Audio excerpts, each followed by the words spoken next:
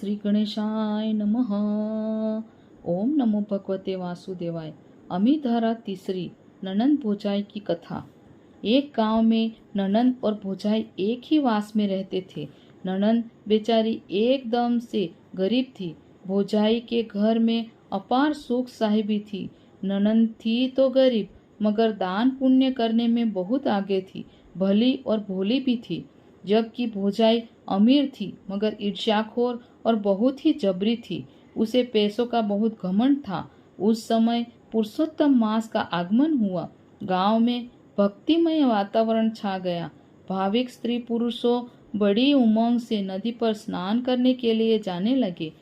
ननंद पुरुषोत्तम मास का व्रत करती थी। इस समय इसकी भाभी ने भी करने का संकल्प किया। उसके पास धन दौलत अपार थी, मगर पुत्र नहीं था। इसलिए भगवान पुरुषोत्तम की कृपा दृष्टि पाने के लिए वह पुरुषोत्तम मास नहाने लगी। मगर फल की आशा रखे बिना कोई व्रत करता है तो उसे शीघ्र ही फल मिलता है, मगर ज्यादातर लोग व्रत करते हैं उसके पीछे कोई वस्तु पाने की इच्छा जरूर होती है। ननंद के पास संतान जरूर थे, मगर धन दौलत नहीं थी। इसलिए भगवान की कृपा से थोड़ा धन मिल जाए इसीलिए व्रत करती थी। जबकि इसकी भाभी को संतान की खोट थी और संतान पाने के लिए व्रत करती थी।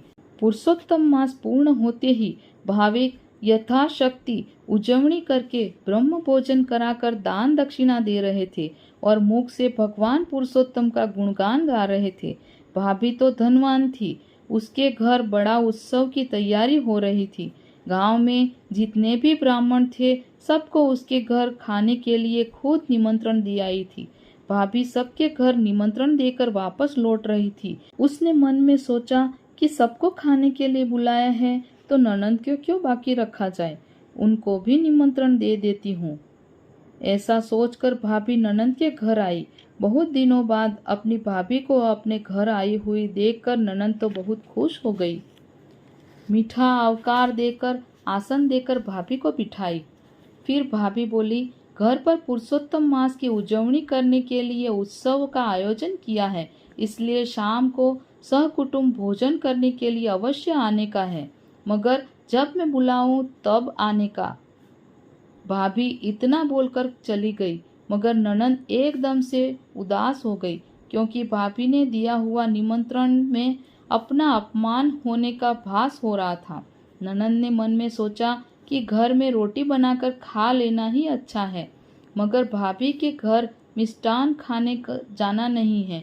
मगर भाभी ने जब खाने का निमंत्रण दिया था तब उनके बच्चे वहीं खड़े थे, इसीलिए बच्चे मामा के घर खाने जाने के लिए उतावले हो रहे थे।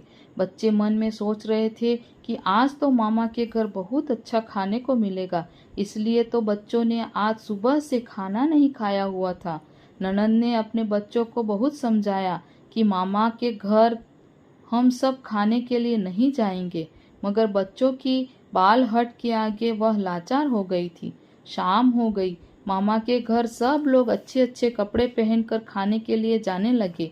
बच्चे भी नए कपड़े पहनकर गए हुए थे, मगर सबके मुख पर हर्ष था, खुशहाली थी। यह सब देखकर ननंद के बच्चे भी मामा के घर खाने जाने के लिए उतावले हो रहे थे। ननंद उनको धीरज से समझा रही थी। वे सब तो बाहर के हैं, इसीलिए उनको पहले खिलाना पड़ता है, और फिर हम सब तो घर के हैं, हम सबको अंत में खाने का होता है।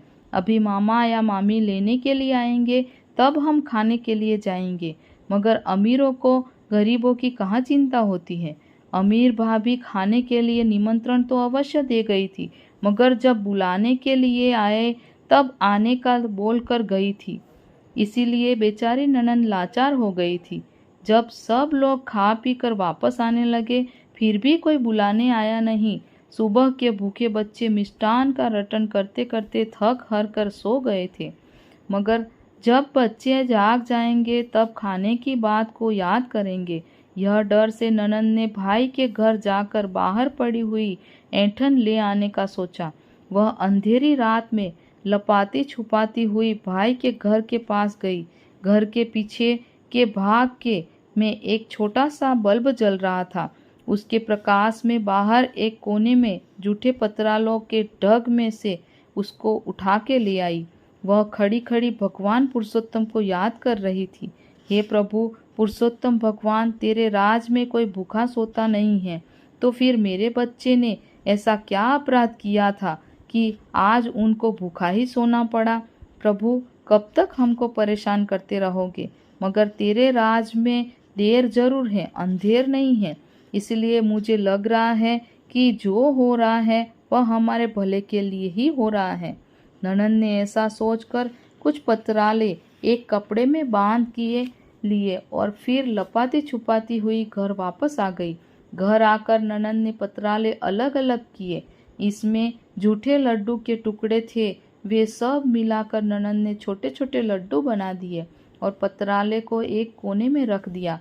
सुबह होते ही ननन जल्दी उठकर दिया जलाकर पत्राले को बाहर डाल के आने के लिए विचार करती हुई वहां आई, मगर वहां का दृश्य देखकर वह अचंभे में पड़ गई, क्योंकि वो सब पत्राले दिन के प्रकाश में सोने जैसे चमक रहे थे।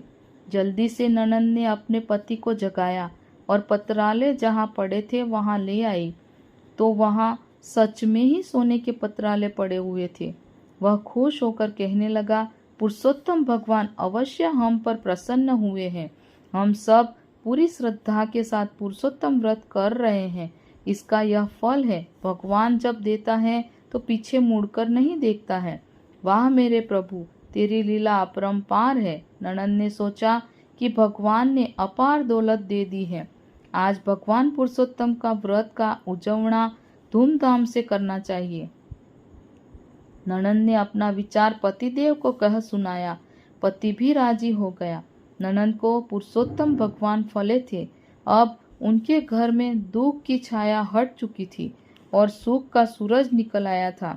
ननन ने अपने पति को बाजार में भेजकर जमणवार की सब सामग्री मंगवाई और अगली शाम को खाने का सब ब्राह्मणों को न्योता भी पहुंचाया गया। अपनी भाभी को भी वह खुद जाकर न्योता दे आई थी। ननन का न्योता आया हुआ जानकर भाभी का गर्व पिघलने लगा। दूसरे दिन शाम को ननन ने सबको अच्छी तरह से खिलाया पिलाया, भाई भाभी को भी खिलाया। तब अचानक ही भाई भाभी को कहने लगा, तेरी थाली में तो सोने के लड्डू पिरसे हैं, मगर तूने तो तेरी ननद को और भांजे को न्योता दिया था, फिर भी भूखे रखे थे, और बेचारी ने झूठे पतियल में से लेकर लड्डू बनाकर भांजे को खिलाया था। तू और मैं बहन और भांजे को कुछ नहीं दे सके। 2 हाथ वाले देकर भी क्या दे सकते हैं? जब 1000 हाथ वाला देता है तो छप्पर फाड़ कर देता है और पीछे मुड़ के भी नहीं देखते। बहन की सच्ची भक्ति से पुरुषोत्तम भगवान प्रसन्न होकर पतियल में को सोने का बनाया और बहन की भीड़ भांगी। यह सुनकर भाभी खड़ी हुई और ननद को भेंट कर क्षमा मांगने लगी और कहने लगी, बहन जी, जो होने वाला था वह हो गया। अब गई बात को भूल जाओ। मुझसे भूल हुई है, मुझको माफ कर दो। भाव थकी भक्ति करे जो भाविक नर नार, नक्की मान जो भवसागर तरनार। पुरुषोत्तम को पूजता सफल हो जाए अवतार, रिद्धि सिद्धि पामते सुखी होए संसार। ओम नमो भगवते वासुदेवाय।